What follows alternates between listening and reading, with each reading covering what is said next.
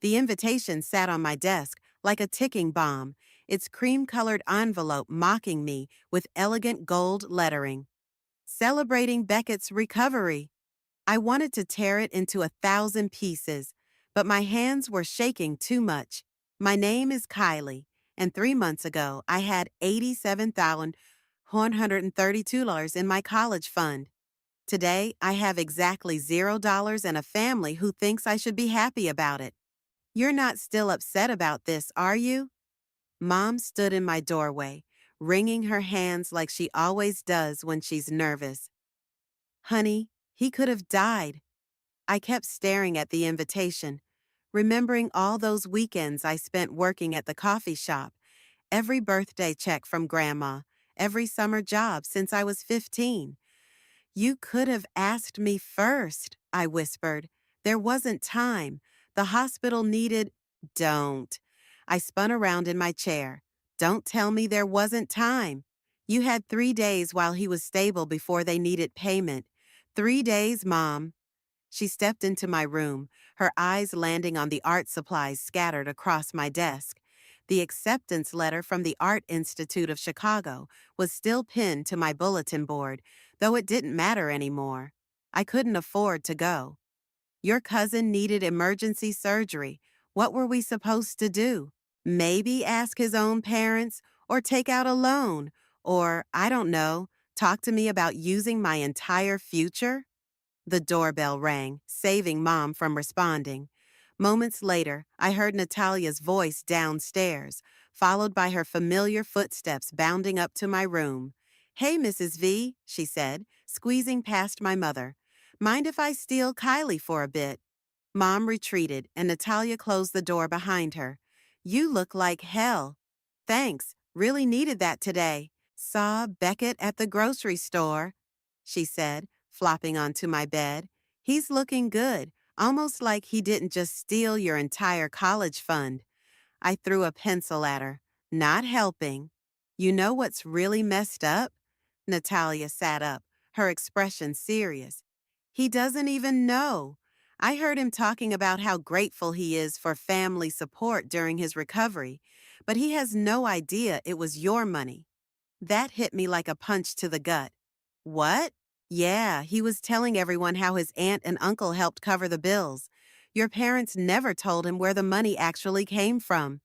I grabbed my phone, pulling up the photos from last Christmas. There was Beckett, arm around my shoulders, both of us laughing as I showed him my portfolio. He'd been so excited about my art school plans. "They're throwing him a party," I said, holding up the invitation. "A celebration of his miraculous recovery, paid for with my dreams. Are you going?" "Haven't decided."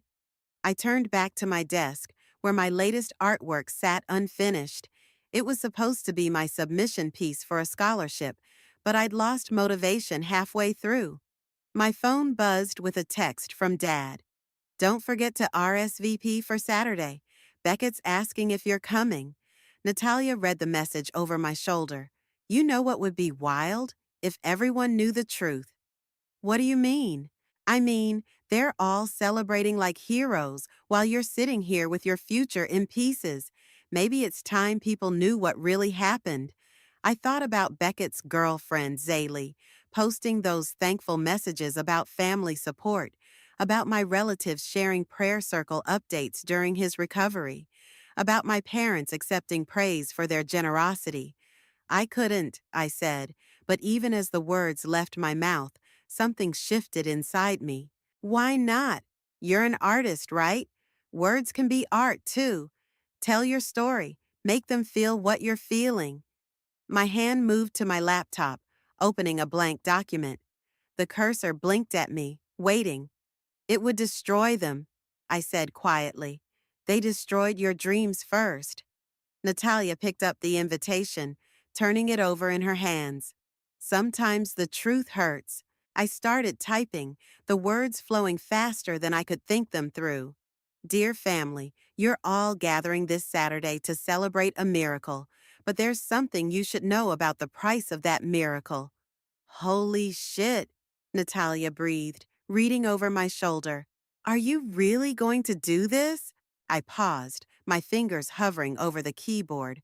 The party was in 3 days. Everyone would be there: aunts, uncles, cousins, family, friends. All of them ready to celebrate while my college acceptance letter gathered dust. Maybe it's time for my own miracle, I said, and kept typing. The cursor blinked, waiting for more words, more truth. Outside my window, the sun was setting, painting my room in shades of gold, the same color as that damn invitation. I looked at my art supplies, at my empty bank account statement, at the family photos on my wall. Sometimes karma needs a little push. The smell of Mom's enchiladas usually made everything better, but tonight it just turned my stomach. I pushed the food around my plate, watching my parents exchange worried glances across the dining table. I talked to the community college today, Dad said, breaking the silence. They have some great art programs and— Stop! I set my fork down with a clank. Just stop. Kylie, we're trying to help, Mom pleaded. There are other options. Other options? I laughed, but it came out harsh and bitter. Like what? Starting over from zero while watching Beckett celebrate his recovery with my money? Dad's face reddened. That's not fair. He's family. And what am I? I stood up, my chair scraping against the floor. Because last time I checked, I was your daughter. But I guess that means less than being the cool aunt and uncle who saved the day. Sit down. Dad's voice hardened. We're not done discussing this. Oh, now you want to discuss things? That's rich. I pulled out my phone, showing them the latest Facebook post from Aunt Maria. Look at this. So grateful for my amazing brother and sister-in-law who helped save my son. The comments are full of people calling you saints. Mom reached for my hand, but I pulled away. Honey, please understand. Did you even consider telling them the truth? I demanded. Or were you too busy enjoying all the praise? It wasn't like that, Dad protested.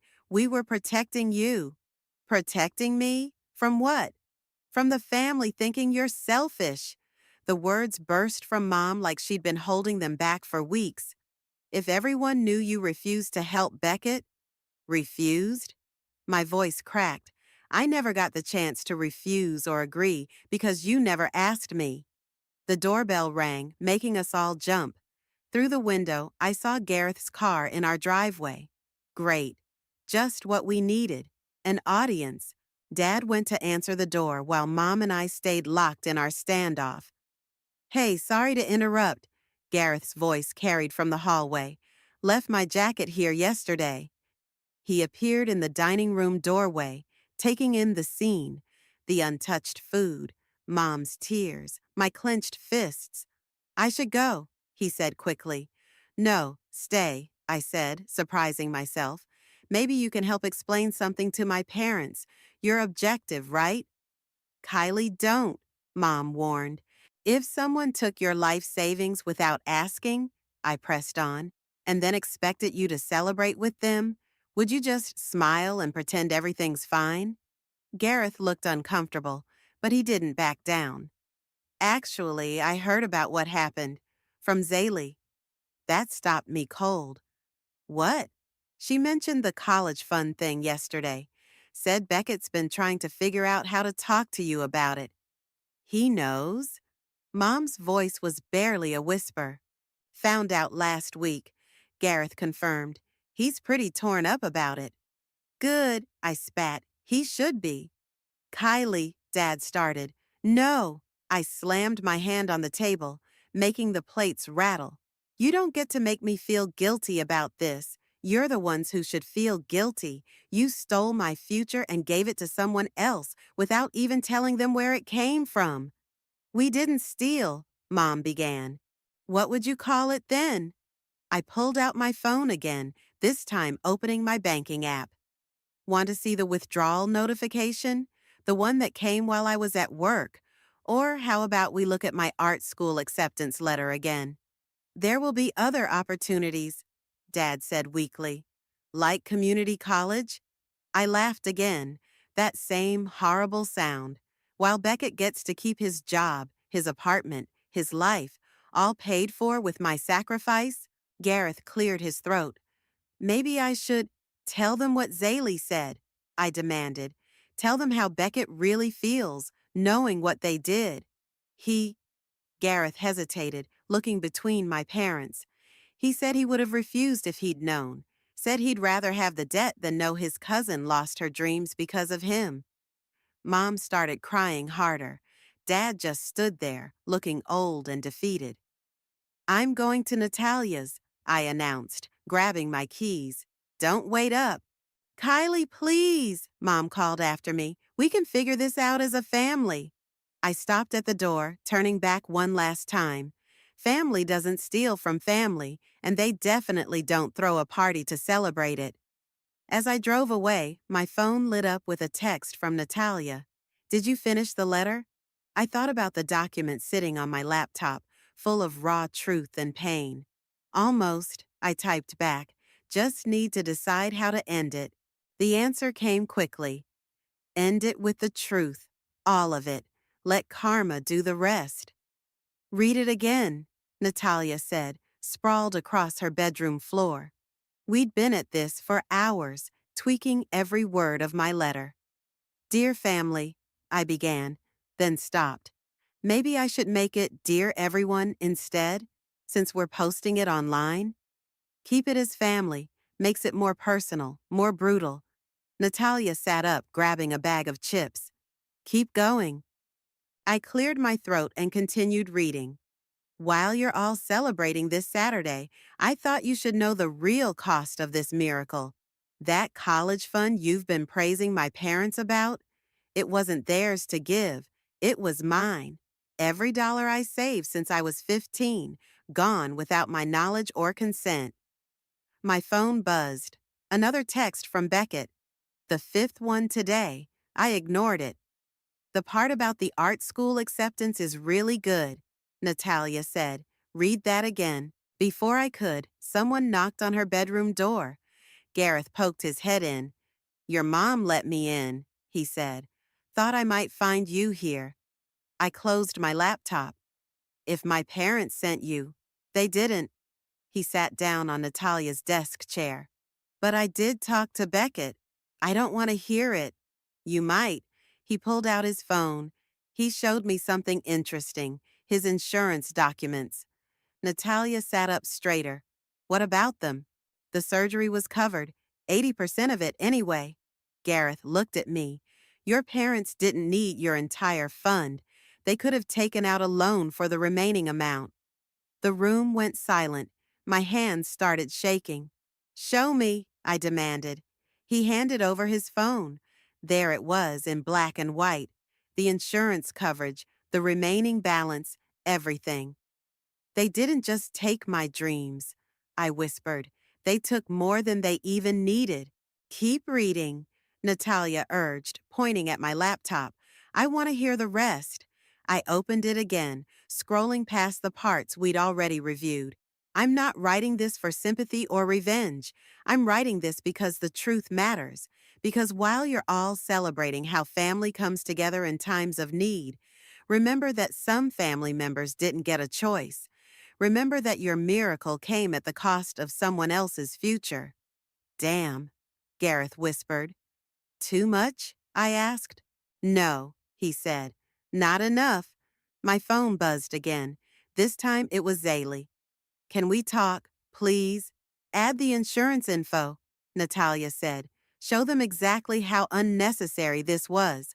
I started typing, but memories kept flooding back. Beckett teaching me to drive. Us sharing headphones on family road trips. Him defending my art when Uncle Rob said it wasn't a real career.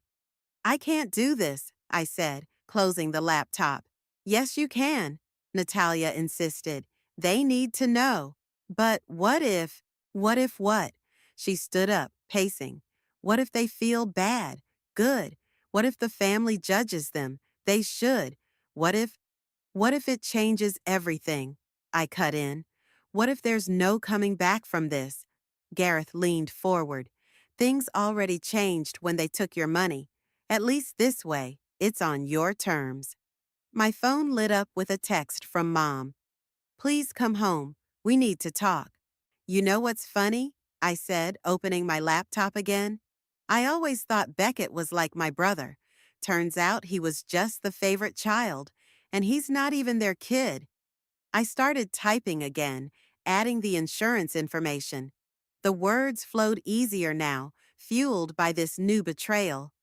So enjoy the party, I read aloud as I typed. Celebrate the miracle, but know that every smile, every congratulation, every moment of joy comes with a price tag, my price tag, and unlike all of you, I never got to choose if I was willing to pay it. Post it, Natalia said immediately. Wait, Gareth held up a hand. Are you sure, once this is out there? They should have thought about that before they stole from their own daughter. Natalia grabbed my laptop, finger hovering over the post button. Ready? I thought about my empty bank account, about my art supplies gathering dust, about the community college brochures Dad left on my bed. Do it! Natalia clicked post. For a moment, nothing happened.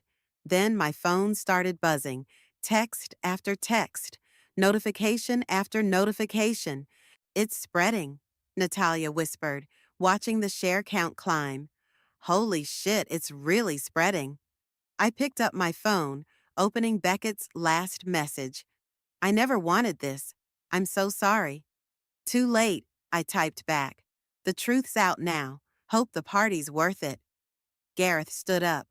Want me to drive you home? I shook my head, watching the comments pour in. No, I think I'll let karma do its work first.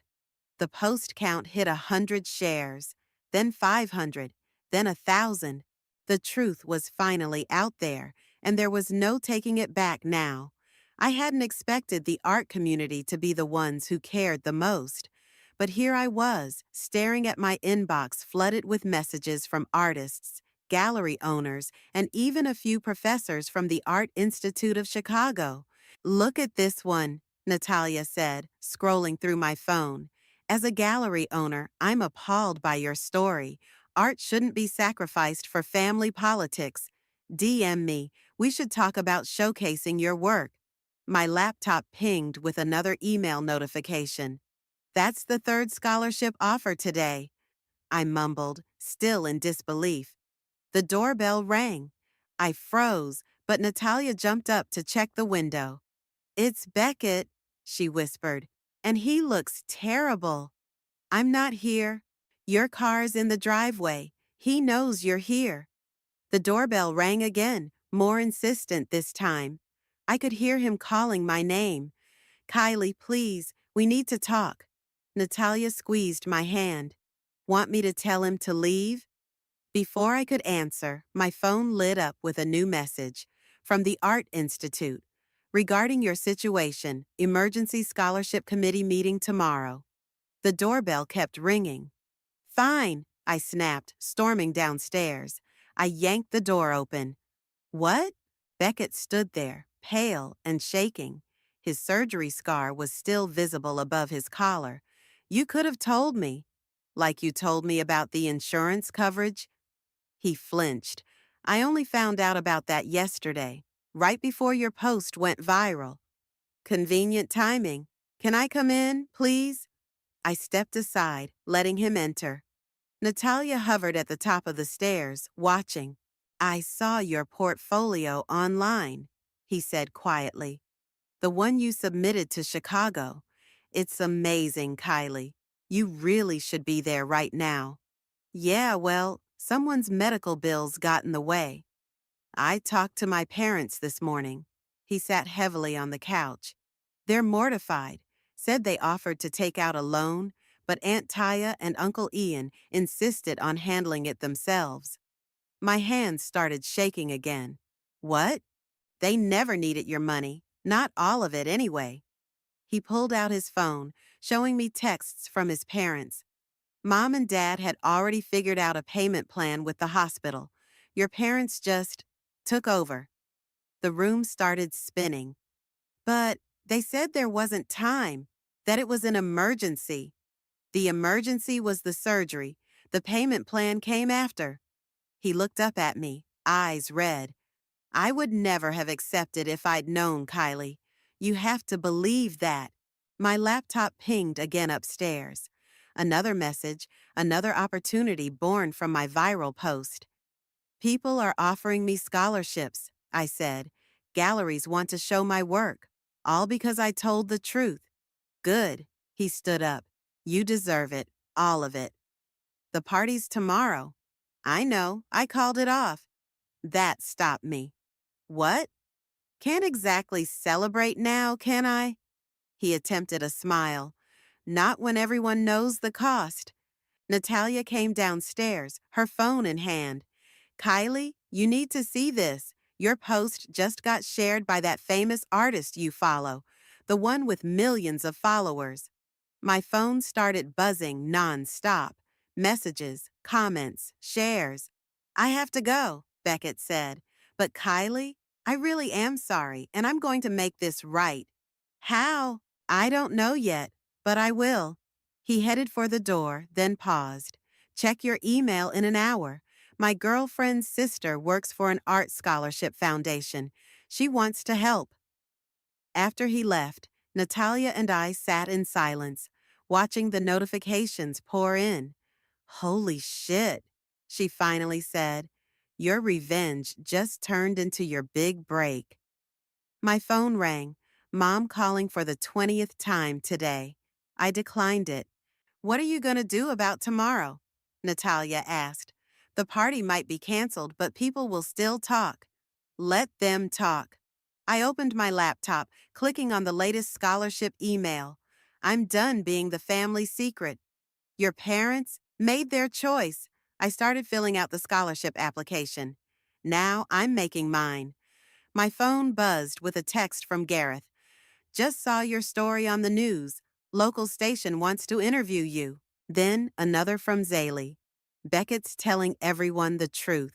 The whole family's imploding. And finally, one from Dad. We never meant to hurt you. Please, let us explain. I looked at Natalia. Think karma works this fast usually? She grinned. Only when it has help from viral social media posts. My laptop pinged again. Another gallery reaching out. Another opportunity rising from the ashes of my stolen dreams. Sometimes, I said, typing out a response, the best revenge is success. And for the first time since discovering my empty bank account, I felt something like hope. The house looked different now, with all the party decorations taken down. A few deflated balloons still littered the front yard, and a congratulations banner hung crookedly over the garage. I sat in my car, watching relatives arrive one by one, not for a celebration anymore, but for what Mom called an emergency family meeting. You don't have to go in, Natalia said from the passenger seat. You've made your point. My phone lit up with another message from the Art Institute. Scholarship confirmed. Please respond to accept. Actually, I said, grabbing my portfolio from the back seat, I think I do. We walked in without knocking. The living room was packed. Aunts, uncles, cousins, all talking in hushed voices that died the moment I entered. Mom and Dad sat on the couch, looking small and tired. Beckett stood by the window with Zaylee. Well, Uncle Rob broke the silence. Look who decided to air our dirty laundry to the whole world. Rob, Aunt Maria warned, but he continued. You couldn't handle this privately? Had to make us all look bad? I dropped my portfolio on the coffee table with a loud thud. Funny how you're more worried about looking bad than actually being bad. Kylie, Mom started, but I cut her off. No, let's talk about looking bad. I pulled out my phone, opening the viral post. Should I read the comments? The ones calling you thieves? Or maybe the ones praising Beckett's miraculous recovery while pointing out how you sacrificed your daughter's future for it? That's enough, Dad said. Is it? Because I just got offered a full scholarship. I turned to face everyone. Turns out, when you tell the truth about injustice, people actually want to help. Beckett stepped forward. Show them the portfolio, Kylie.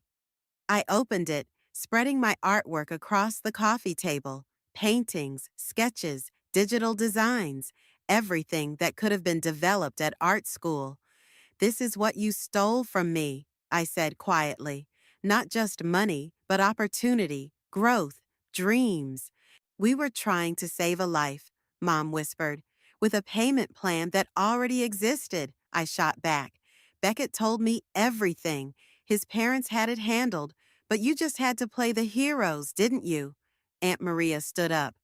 We offered to take the loan. They insisted. Because they wanted the praise. I was shouting now, years of hurt pouring out. They wanted everyone to think they saved the day, and my future was just collateral damage. That's not true, Dad protested. Then why didn't you tell anyone where the money came from? Zaley spoke up, surprising everyone. Why let everyone believe it was your money? The room went quiet again. I have something to say, Beckett announced. He pulled out an envelope. This is a contract. I'm selling my car and my gaming setup. It's not enough to replace everything, but it's a start.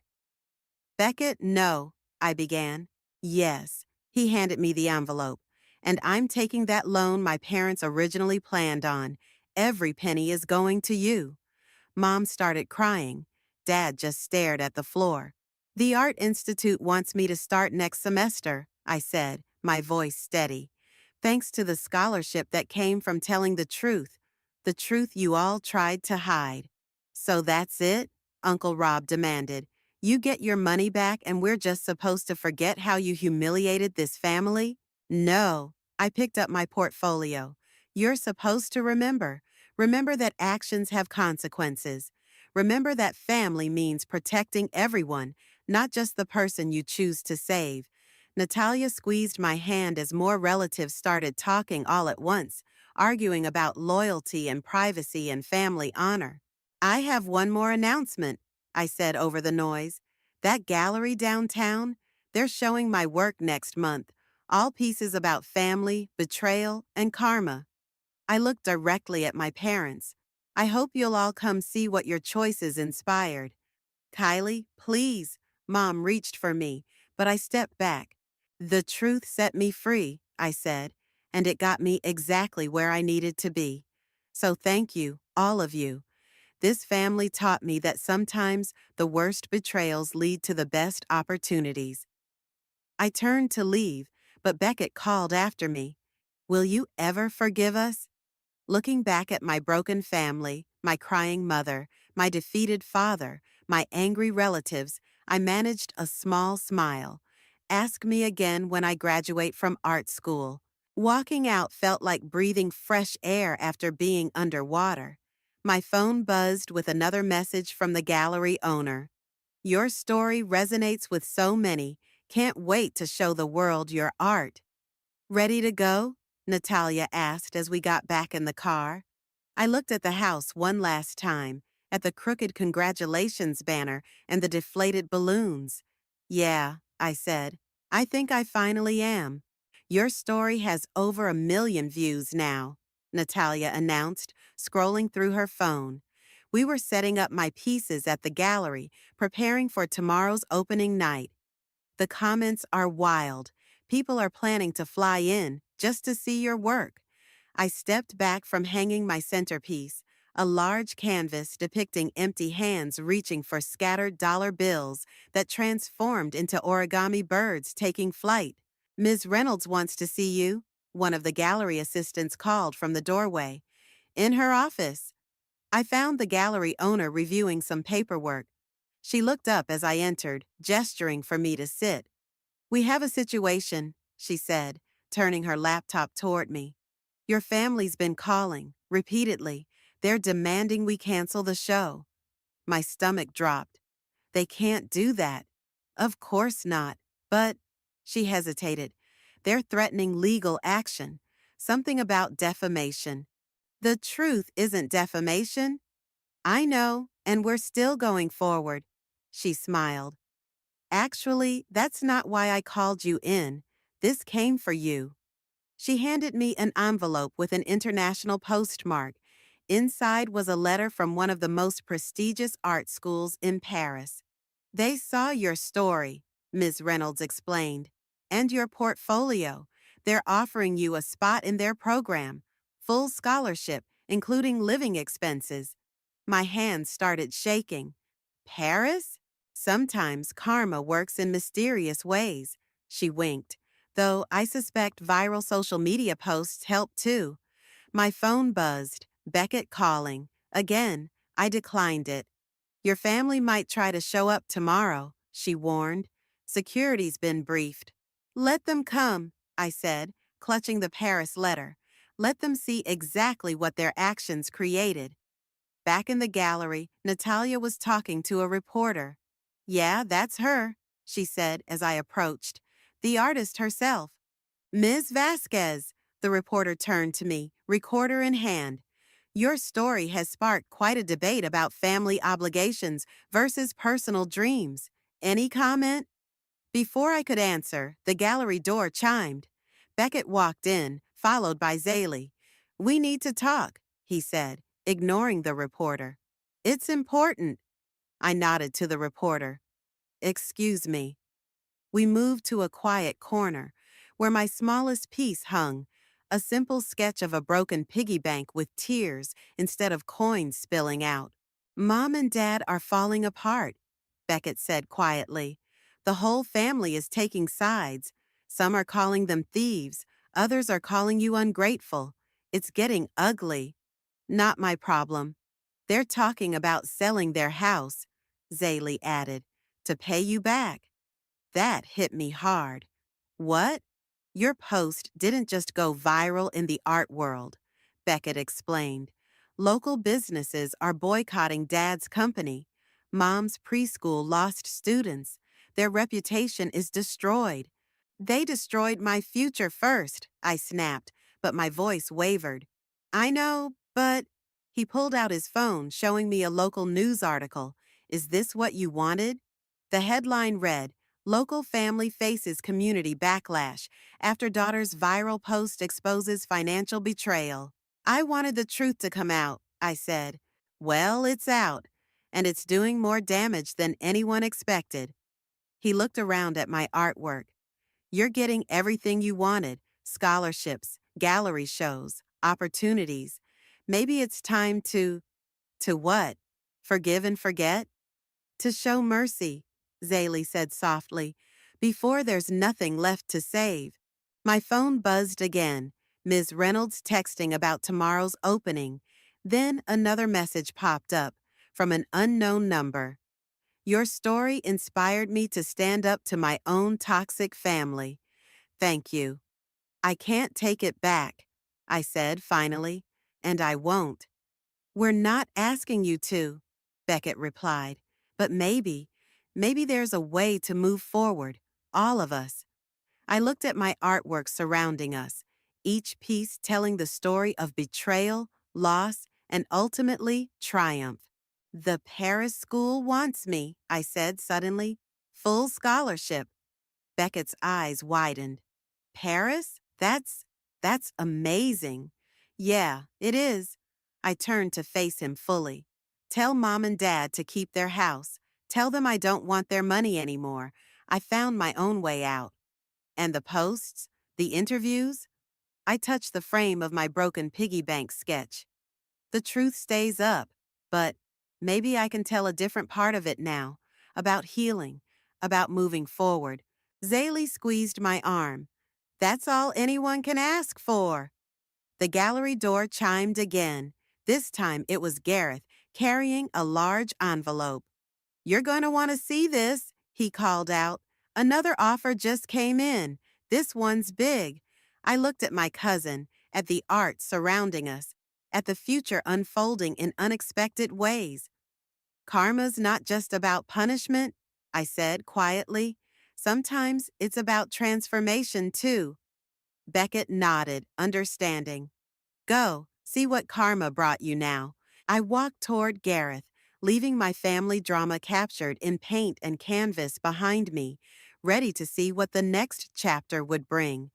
The gallery buzzed with voices and camera flashes. Every piece had a red sold sticker, and Ms. Reynolds couldn't stop smiling. But I kept staring at the two empty chairs in the front row, the seats I'd reserved for my parents. "They're not coming," Natalia said gently, handing me a glass of champagne. But look who did. Through the crowd, I spotted Beckett talking to a group of art critics. He was showing them something on his phone, probably the payment plan he'd set up to slowly repay my college fund.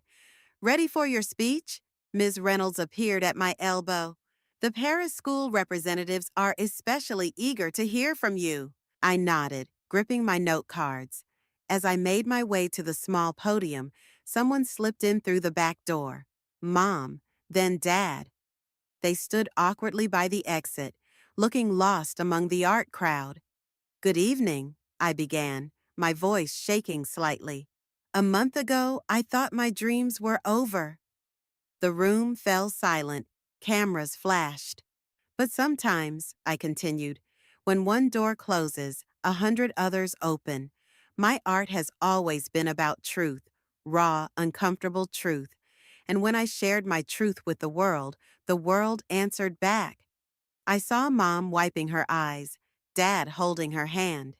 "Today, I'm announcing that I'll be attending l'École des Beaux-Arts in Paris this fall. My entire education will be funded by their international scholarship program." Applause erupted. Someone whistled. Probably Natalia. "I'm also pleased to announce that 50% of tonight's proceeds will be donated to a new scholarship fund for artists facing financial hardship, because sometimes—" I paused, looking directly at my parents. "Sometimes healing means helping others avoid the pain you experienced." More applause. Mom took a step forward but stopped, uncertain. "And finally," I said, setting aside my cards, "I want to talk about family." The room got very quiet. My story went viral because it touched a nerve. The complex, messy reality of family obligations versus personal dreams. But while my art captures the pain of betrayal, it also shows something else: transformation. Beckett moved closer to the podium, nodding encouragingly. "My cousin taught me that true family means acknowledging mistakes and working to make them right.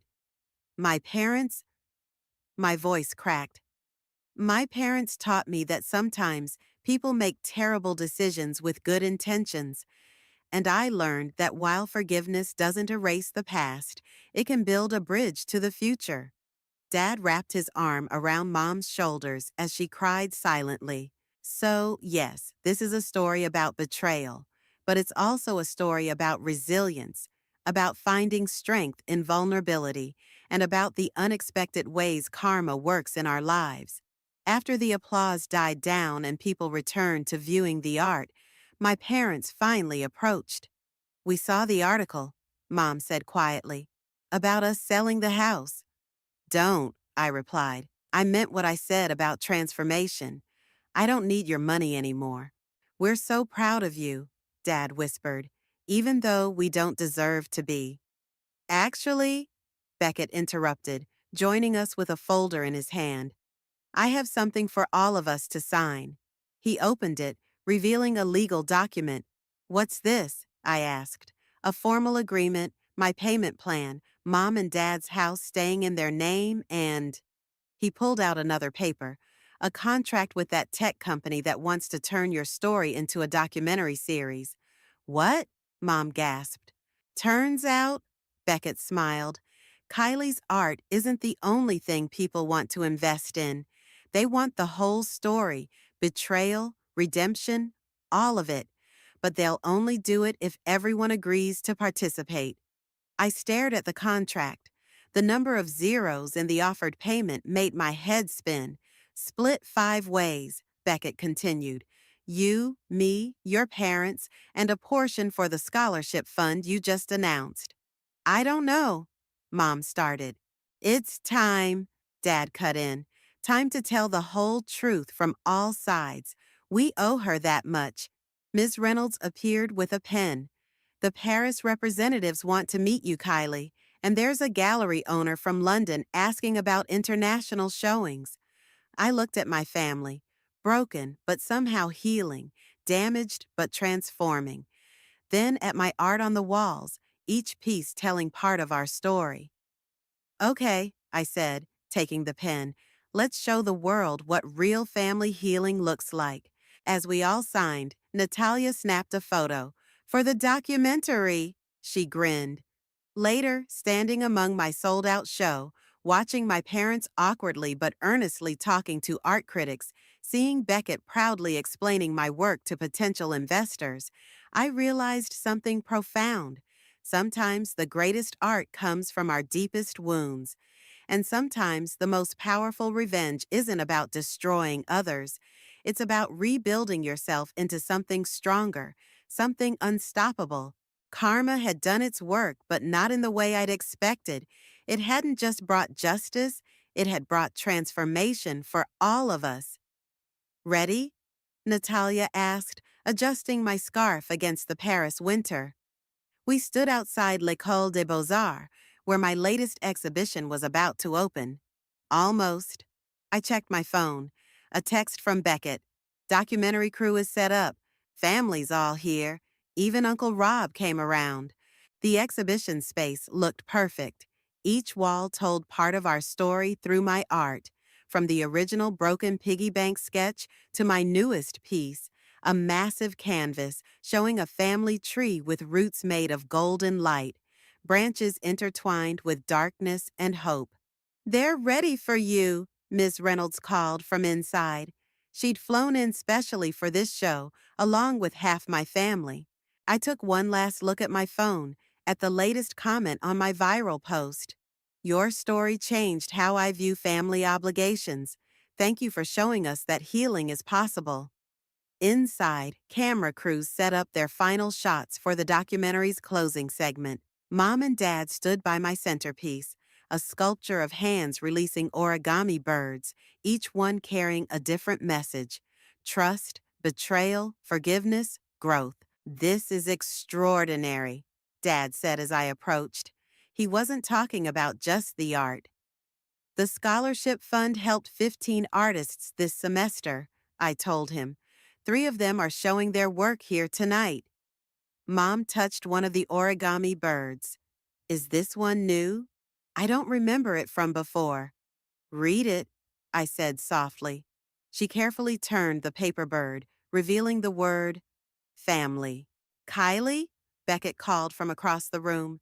The dean wants to start soon, and Zaley says the live stream is ready for everyone back home.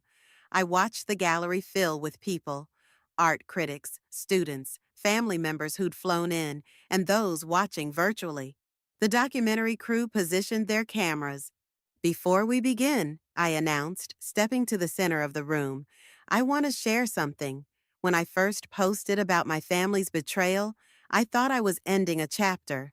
Instead, I was starting a whole new story. The cameras rolled as I continued. This exhibition isn't called betrayal or revenge or even justice. It's called transformation because that's what really happened to all of us. I gestured to the family tree painting. My parents transformed from people who thought they were saving one child to understanding they were hurting another. My cousin transformed from someone who benefited from my loss to becoming my strongest advocate for making things right. Beckett smiled, squeezing Zaley's hand. And I transformed too, from a victim to a voice, from lost dreams to new opportunities, from seeking revenge to finding purpose. Mom stepped forward suddenly. We have something to show you too. She nodded to Dad, who pulled out an envelope. What's this? I asked. Open it. Inside was a deed to a small storefront in our hometown. I don't understand. It's an art gallery, Dad explained.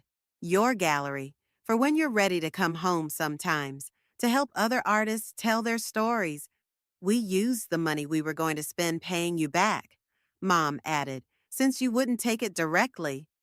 The documentary crew zoomed in as I stared at the deed. The scholarship students can show there too. Beckett suggested. Make it a space for healing through art. Like you did, Natalia added. I looked around the room, at my art telling our story, at the family who broke me and then helped rebuild me, at the opportunities that grew from the ashes of betrayal. The gallery opens next month, Dad said, if you want it. On one condition, I replied, pulling out my latest sketch. This is the first piece to be displayed. They leaned in to look. It showed our family photo, the one from before everything happened, but reimagined. The figures were connected by golden threads, broken in places but mended with stronger, brighter lines. It's called Second Chances, I explained.